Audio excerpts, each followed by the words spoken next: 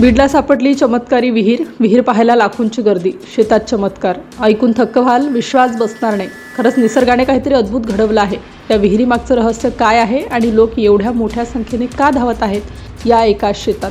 बीड जिल्ह्यातील एका शांत साध्या गावात सध्या काहीतरी असामान्य घडत आहे। रोज सकाळपासून संध्याकाळपर्यंत लोकांची रांग लागलेली असते। कुणी हात जोडून उभं, कुणी डोळे भरून पाहत आहे आणि कुणीतरी थेट त्या विहिरीच्या पाण्याला स्पर्श करून काहीतरी अनुभवत असल्याचा दावा करताय। ही साधी विहीर नाही असं गावकरी सांगतात, कारण इथं काहीतरी वेगळं आहे जे शब्दात सांगणं कठीण आहे, पण ते पाहिल्यावर मात्र प्रत्येक जण काही काळ शांत होतो। काही जण म्हणतात या विहिरीतून नुसतं पाणी नाही तर आशा बाहेर येते।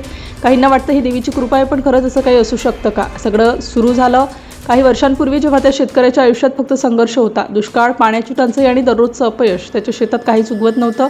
त्याने एक दोन नाही तर अनेक बोअरवेल मारले, पण प्रत्येक वेळी हातात फक्त निराशा आली। जमीन जणू काही पाणी देण्यास नकार देत होती।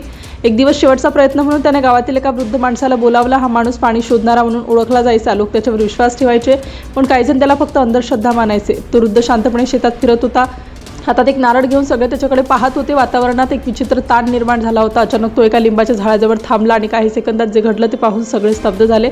त्याच्या हातातला नारळ हळूहळू स्वतःच उभा राहिला। हे खरंच होतं का की डोळ्याचा भ्रम होता कुणालाच कळेना, पण त्या क्षणी त्या ठिकाणी काहीतरी वेगळं असल्याची जाणीव झाली। त्या वृद्धाने शांत आवाजात सांगितलं, इथे विहीर खण, इथून पाणी येईल आणि ही जागा एक दिवस प्रसिद्ध होईल। त्याच्या शब्दावर विश्वास ठेवणं कठीण होतं, पण त्या शेतकऱ्याकडे पर्याय नव्हता। त्याने विहीर खोदण्याचा निर्णय घेतला। काम सुरू झालं, दिवसरात्र मेहनत चालू झाली, पण काही फूट खोल गेल्यानंतर खडक लागला।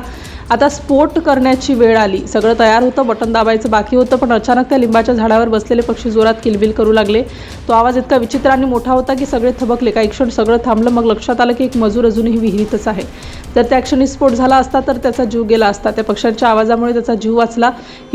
हा फक्त योगायोग होता की काहीतरी इशारा? लोकांच्या मनात हळूहळू विश्वास निर्माण होऊ लागला।